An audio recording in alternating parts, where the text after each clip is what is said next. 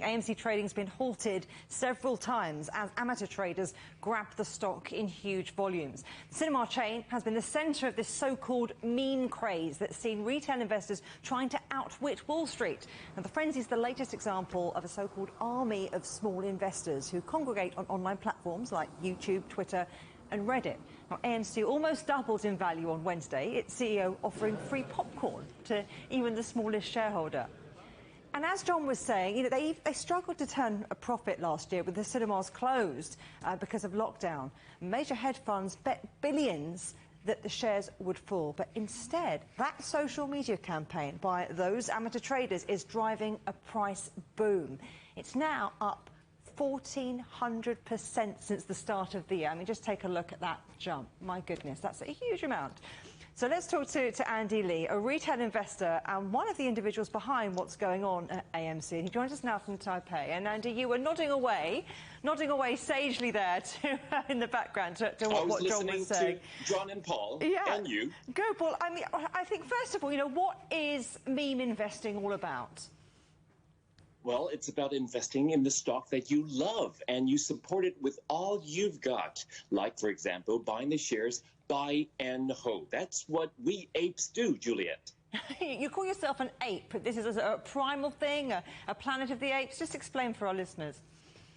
Oh, that's very good. Planet of the Apes. Yes, we retail investors who invest in AMC and GameStop, we call ourselves apes because we are simple-minded and we are stubborn. We buy and hold, and that's all that we do. We're not bulls going long. We're not bears going short. We buy and hold. We are apes. That's what we call ourselves, Juliet. And how long have you been doing this kind of influencer investing? Well, I invest myself, I share what I do, and other people make up their own minds. I do not try to influence others. I've been doing this for 3 or 5 years already.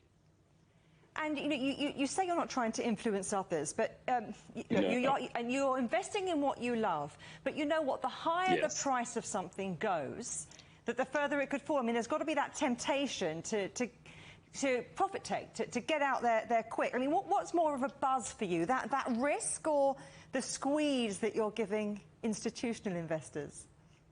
Right, that's a very good question, Juliet. What buzzed me? The squeeze we're talking about, it's because us retail investors are sharing on the social media platform that this is a good old company that has been shorted by hedge funds. Now, we don't like what the hedge funds are doing. These are good old companies that we love. Video games bought at GameStop, going to the movies, AMC. We want these companies to stick around. We don't want these companies to be shorted by hedge funds and then go bankrupt and then go to the grounds. We want them to stick around. We don't want them to go into oblivion. So we support these good old companies by buying their shares, going against the hedge funds, shorting good companies, providing decent jobs. Juliet. But when you see that share price go up and up and up, you must be thinking, right, that's my pension, that's my kids' college fees, I'm gonna cut my losses. It's called profit taking.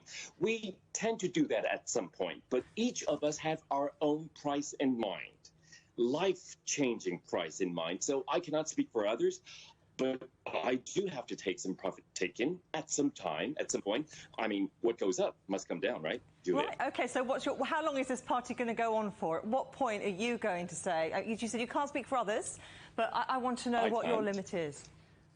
But hang on a minute, I thought you shared all of this with your community online. Share it with us. Yes, I do share, but I don't talk about price predictions. I don't talk about timelines because each of us have our own price prediction and timelines. As for me, I just want the share price to go up to a life-changing profit-taking level. That's it.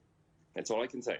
Well, it sounds like a lot of fun. You're making it sound a lot of fun rather than playing around with other people's money. So it's great talking to you. And next time we speak, maybe we can talk about regulation too. Great talking to you, Andy. Yes, we'll do. Regulations required, definitely. Thank you, Judith.